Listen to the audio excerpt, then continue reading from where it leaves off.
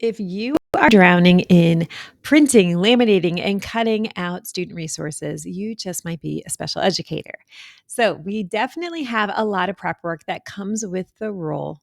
What I want to do is find a way to get more out of all that prep work you're doing because I don't think it's going to go away. We don't want our students on screens all day. We know that hands on tools like task boxes are helpful for them, but we also need to save ourselves and just get more out of it. So that's what this video is all about, how to get more out of your task boxes. I'm Jennifer from Positively Learning, and I have some examples to show you, regardless of what task boxes you may already be using. I'm going to be showing you examples of them, but you can apply this to something that's already happening in your classroom. So this graphic right here belongs to a blog post that has some information, and I will link this in the video description. But right now, I want to show you exactly how you can embed using hands-on task boxes with your students, not just for independent work, which we know is like magical and so important for our students, but also for the whole teaching process. So what I want to do is show you this preview. This is a free preview. I'll link it where you can download it. It's on the Taskbox lesson plans, and there's a view preview. I think it's a black button. And when you download it, you can get all 14 slides, and that way you can zoom in. Again, if you are not using these skills, this is early literacy, no problem. I still think these ideas would work for math or for any skill that you're already teaching. So when I used task boxes, I loved them mostly because my students loved them so much. But the prep work is just a lot. And I make mine as low prep as possible, like the least amount of cutting. They're all uniform size. It's as fast as can be, but it's still a lot. So I want to get more out of them. I used them for warm ups, exit tickets. I used them for independent work, of course, and just a lot of performance tasks. I loved using them for performance tasks because I felt that my students were so engaged, and that helped me realize I'm getting really valid data versus using something like a cold data point, something they've never seen before. They may be thinking more about the directions than the actual task. You know how that goes. All right, so what I want to do is just quickly show you, and I want to zoom in on some of these just to show you what it looks like. But again, there's the scope and sequence. If you don't use early literacy, I still think these examples are going to give you some ideas for what you are using. All right, so I'm going to start here. Every lesson has this overview page. I will definitely be coming back to that. But what I want to work on right now is just walking through how I would use task boxes in this lesson plan. So there are 40 lessons, they're one page each, and they pack a punch. So 40 lessons for 36 weeks of the school year. I actually would not suggest doing one lesson a day. I just think there's so much in them. You could absolutely extend them. Or if you were using them one a day, you could just pick and choose the activities that make sense for you and your students. If you were trying to do the entire lesson, it would be really, really long. I don't think that would be beneficial. I would recommend with young students, because of the variety of activities included, I think you could sustain attention for about 15 to 20 minutes, maybe less, maybe more, depends on your students. All right, so every lesson has an objective, and these are editable. Then there's a quick warm up. The warm up may use a task, and that's everything's provided in this curriculum, but they may use a task or it may be more of a hook, or it could be activating prior knowledge to see, get us ready for this next step that we're going to be using. Then we move into the guided practice slash independent practice. That is the meat and potatoes of the lesson. And every lesson has a different guided practice, and it uses the task boxes. That's what I think is so important. If you're going to use all of this prep work and create these awesome resources, let's get more out of them. So the task is for guided practice, and I indicate whether you're going to use the beginner or the intermediate or whatever makes sense. Sometimes you choose, depending on what your students need, but both are provided. Then, in every guided practice, you're using observation and gradually releasing the task to students, whether they're going to work in pairs at the small group table, whether they're working independently at the table with you, or whether they're going to be doing this independently later in the day or the next day. Most lessons have an extension that could be an entire lesson on its own. And then you have a cool down And there's the differentiated tasks and then an assessment.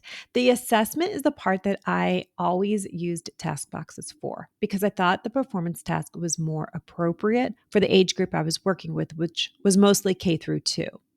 See that 10 frame on the lesson plan? I love having data right on the lesson. I could record a quick data point, whether it's 10 trials that a student is doing with 10 task cards, or more likely, I would use this for 5 and 5, zooming in on 2 students and grabbing 5 quick data points. Maybe you're doing the first 5 tasks together and you release the task to students. They're doing the next 5 at the small group table. You're just quickly tally marking, or that's not a verb, grabbing a tally mark or yes, no, or a plus minus. And you could grab 2 different students' data right there on the lesson plan. The lesson plan has the objective and the date. So when you go back through your notes, everything is right there. All right, let me keep showing you what's included and some ideas. So there's 40 editable lesson plans. There's 80 plus tasks because they're differentiated. There's more than one task per lesson. There's 2. Sometimes there's even more. So those are all tasks that you could teach with, you could grab an assessment data point with, you could use for independent work. Here's another look. This one shows you a little bit more of the type of tasks that are included, hands-on tasks.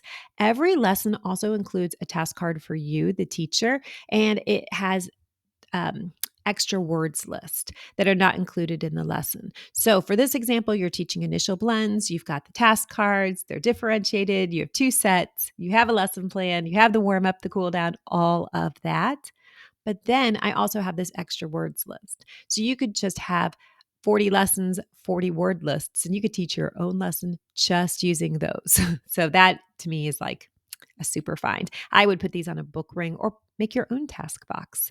Look at the left hand side page. This is the overview that shows you kind of the idea of the task, seeing everything. It serves as a table of contents.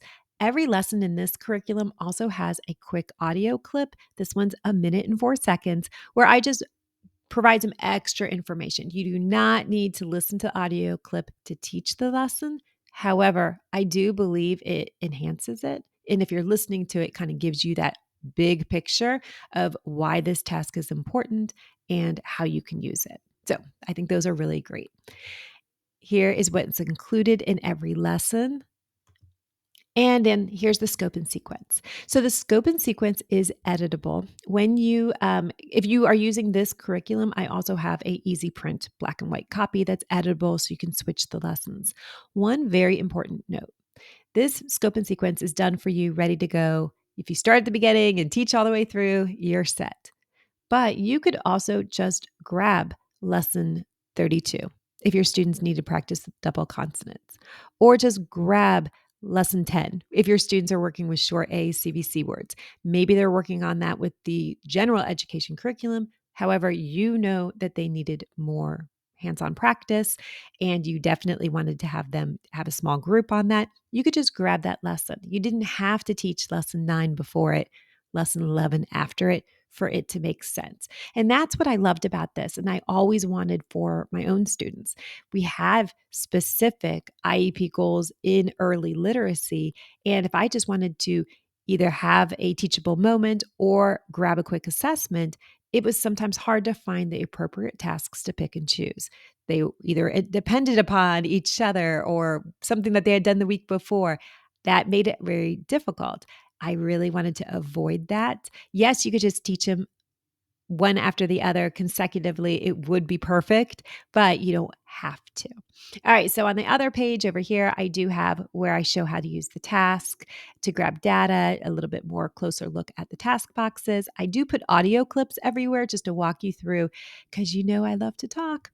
All right. And then there's task boxes. Every task box is as lowest prep as I could make it. No extra cutting lines, no space in between. I hate that. And they're differentiated. There's a title card ready to go, visual student directions, extra word lists. Those are for you, not your students. You can mix and match these. All right, here's another look. This is the phoneme substitution, such an important skill. And in this preview, you can check out where this fits in the scope and sequence. You can see a closer look at this. This is the word chaining activity. It is one lesson. However, you could teach this one, I think, for 5 days, either in a row, one day a week. Students love this. Word chaining is such a huge skill builder. That's where our students make all the connections, I feel. All right, and then there's some extras. I talked about the maximizer minutes. That's the audio clips. You don't have to listen to them to teach the lessons, but they definitely enhance it. Scope and sequence is flexible. I think it makes perfect sense, but maybe the gen ed curriculum that you're matching, or maybe your students' IEP goals and objectives require you to change the order. Extra word lists, those are their own lessons, all their own. And the data tracker, if you don't want to use the 10 frame that's built in, there are also editable data sheets included in this set. And here's another close look of how you would use the lesson plan. So you're filling in the group, the date. Here's how I would grab the quick data point. These are student initials. I made some notes for myself, and you can get a closer look at the title cards. The word lists, those are for you, and the student visual directions. They're all very uniform across the tasks. I love that because we don't want our students focused so much on the directions, but on the actual content. I don't want to assess on how they are following directions. I want to assess on how they're doing with the skill. All right. All you need is a dry erase board and students and this curriculum kit. But these ideas are wonderful if you're already using task boxes and you want to get more out of the ones you already have. So this is what we have. And here's what I wanted to show you next. I did the early literacy kit. That's the one I'm going to link in the show notes. And you can see closer pictures in the blog post, but there's more coming. So maybe the social, emotional, or life skills would be more appropriate. And then I will be doing the early math. These are the dates that I set for myself, but trust me, I want to get these to you as soon as possible. If you are interested and you're saying, I don't want to wait till summer, please subscribe or send me an email to get on the list. I would love to get these done much, much sooner. I was trying to give myself like some extra room right there. All right. And that is it. So you can get the task boxes and the curriculum that you need. I will link this up. You can grab a closer look. I will also have this blog post ready. I think that these ideas are really helpful if you're using task boxes already and you just want to get way more out of them. I have a podcast episode that came out all about saving time with task boxes. Good information. So thank you so much for sticking with this a little bit longer video than usual. I will put the links in. Let me know if you have any questions. Catch you later.